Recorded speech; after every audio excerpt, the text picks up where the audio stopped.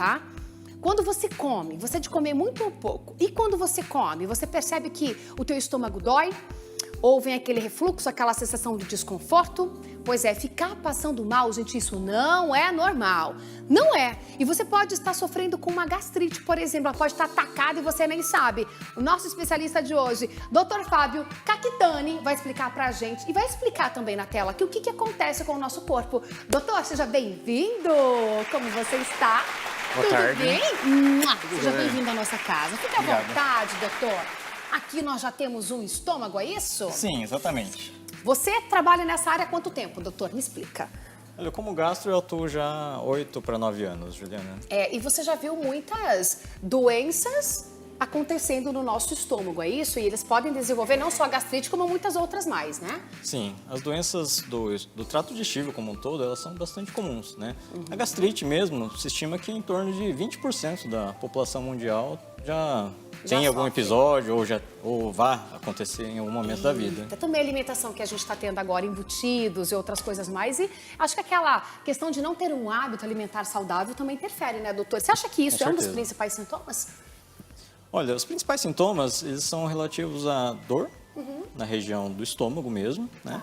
E essa dor, ela também pode ser uma queimação, tá? Uma outra manifestação é chamada de empachamento, que é aquela...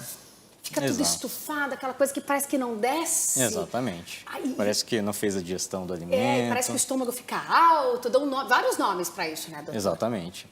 E uma outra manifestação possível a gente chama de saciedade precoce, tá? Saciedade precoce é quando a pessoa se alimenta numa quantidade pequena ou normal, tá? E mesmo assim ela sente que aquilo pesou e, inclusive, muitas vezes ela não consegue nem prosseguir a refeição, não consegue Mesmo continuar com uma comendo. quantidade pequena de comida. Exatamente. É diferente... Perdão. Assustador, né? Não, porque a pessoa tá lá querendo se alimentar, mas às vezes ela acha porque ela tá estressada, engraçado, né? Hoje a gente sente tantos sintomas e a gente vai camuflando tudo, vai fazendo o famoso achismo, né? Eu acho que eu tenho isso e não busca um profissional, sabendo que se buscar já resolve 90%, né? De Exatamente. todos os problemas. E eu queria saber se eu sinto essa queimação, esse desconforto que o doutor falou, essa sensação de estômago alto, empapuçada. Que exame que eu posso fazer para que, de fato, eu tenha esse diagnóstico comprovado? Sim. Juliana, o exame mais usado é a endoscopia digestiva alta, tá? Obviamente, isso faz parte de um contexto, né? Então, a primeira coisa é a pessoa procurar um profissional, né? Fazer uma consulta médica bem feita, né? Isso envolve tanto a anamnese, aquela conversa que o médico tem antes, Para o entender exame o que você físico. está sentindo, né? Exatamente, o exame físico completo. E, na sequência, na imensa maioria das vezes, é indicado de fazer uma endoscopia justamente para investigar o esôfago, o estômago e o duodeno, que é uma parte do intestino delgado que a gente consegue investigar também com a endoscopia. Que legal, tá vendo? Agora a gente tem aqui também ideias, por exemplo, de comidas que são proibidas. Eu, doutor, quando tomo, por exemplo, refrigerante, vou dar um exemplo, eu, Juliana, tá? Eu não tenho, eu já fiz exame, está tudo bem, mas eu sinto um desconforto muito grande, aquela coisa do arrotar, esse sentir assim, pesadona mesmo. Tem gente que tem o hábito de tomar Coca-Cola de manhã, de tarde, de noite. Sim. É um problema sério isso, doutor? Com certeza, tá? Ainda mais Presta atenção, para quem gente. já tem gastrite, tá? Existem alguns sintomas, alguns alimentos que eles desencadeiam mais sintoma, tá? Como tudo na vida, muito é questão de quantidade também, Exato. tá, Juliana?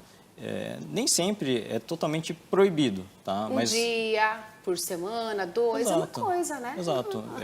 E cada pessoa também tem um limiar, né? Então, tem pessoas que consomem uma quantidade menor e já tem problema, tá? Então, essa pessoa precisa cuidar mais daquele alimento, né? Entendi. Mas, de forma geral, o que a gente pede para a pessoa cuidar, tá? Em termos de alimentação, o café em excesso, tá? Não, olha pra mim, Jaqueline, eu tomo 1 litro, doutor, de café por dia, já tô prestando atenção, doutor. Mas eu não sofro disso não, tá? Entendi. Entendeu, doutor? E o que Entendi. mais, doutor? Entendeu, doutor? Oh, meu Deus. E o que mais, doutor? A gente também pede para Café cuidar em com excesso. alimentos gordurosos, que são alimentos pesados, de difícil digestão, né? Eles demoram mais para ser realizado o processo da digestão. Aquela pessoa que gosta de uma pimentinha. A pimenta também precisa ser cuidada, tá? Como a gente falou, né? Tudo é questão de quantidade, E tá? frutas cítricas, tipo abacaxi, tipo laranja. e bergamota, agora tá nem essas coisas. Sim. Porque uma coisa é uma laranja, depois eu posso abrir a geladeira e pegar um pedaço de abacaxi, depois eu posso pegar um morango. Tá entendendo, doutor? Entendi. É uma diferente por dia, mas ela ainda é cítrica, né? Exatamente. As frutas cítricas, né, os alimentos ácidos de forma geral, eles também acabam irritando um pouco mais o estômago. Entendi. É aquela sensação de queimação, né? Sim. Agora, a gente vai colocar uma tela aqui. Doutora, a diferença do refluxo para gastrite? Que uma conversa com a outra, tem uma associação? Ou uma começa primeiro, a outra vem depois? Como que funciona? Juliana, na realidade, o refluxo e a gastrite são situações distintas, tá?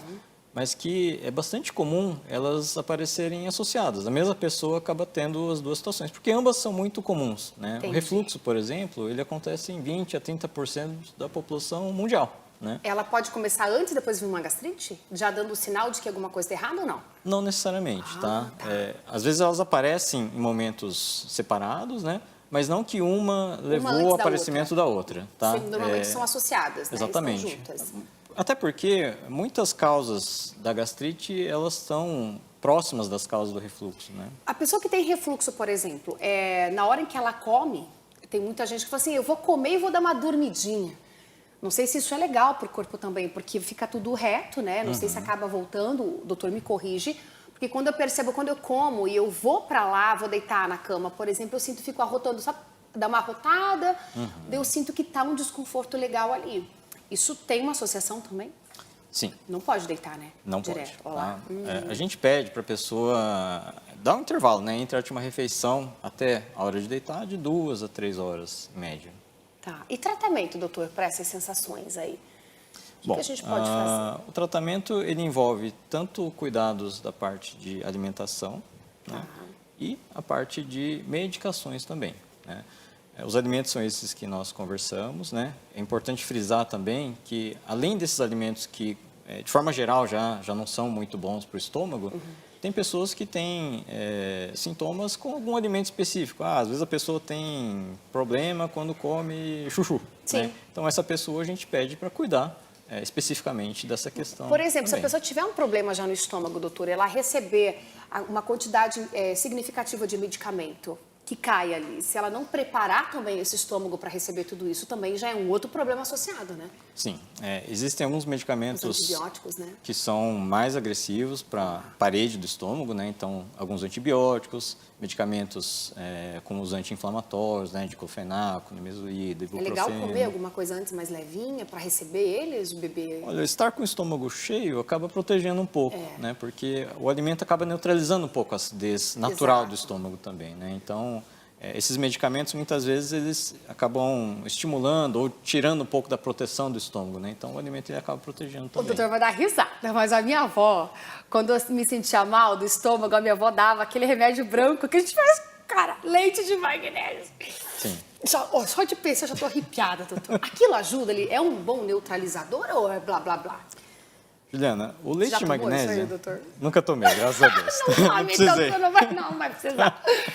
Me conta. O leite de magnésio, ele pode ajudar como um sintomático. Ele ajuda a amenizar o sintoma naquele momento, tá? Mas ele não é um tratamento propriamente, né? Ele não vai melhorar ou resolver aquela gastrite que está acontecendo, né? Então, ele só é um camuflador também.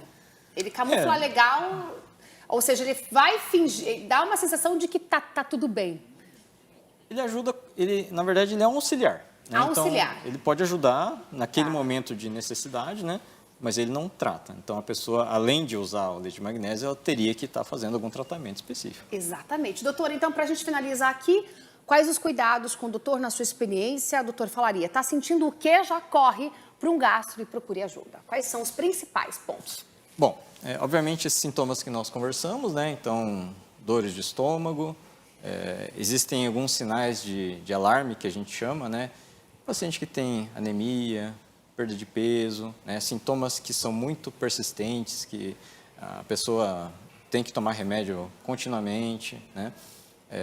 Pessoas que têm um histórico familiar de problemas digestivos, principalmente de câncer de estômago ou câncer do aparelho digestivo, né? Todos esses são sinais que a gente precisa cuidar um pouco mais. E pessoas que têm essas condições, elas precisam procurar ajuda médica, né? Procurar um gastroenterologista, de preferência. E não protela, não deixa para depois. E isso não é mimimi, não. É para resolver realmente o seu problema, tá? Doutor Fábio, muito obrigada por estar aqui no programa. A gente vai para um rápido intervalo comercial. Quando eu voltar, meu bem, continuamos aqui o nosso programa. Vou me despedir, tirar algumas dúvidas, né? Aproveitar que a gente está com o doutor aqui. E a gente se encontra na volta. Beijo.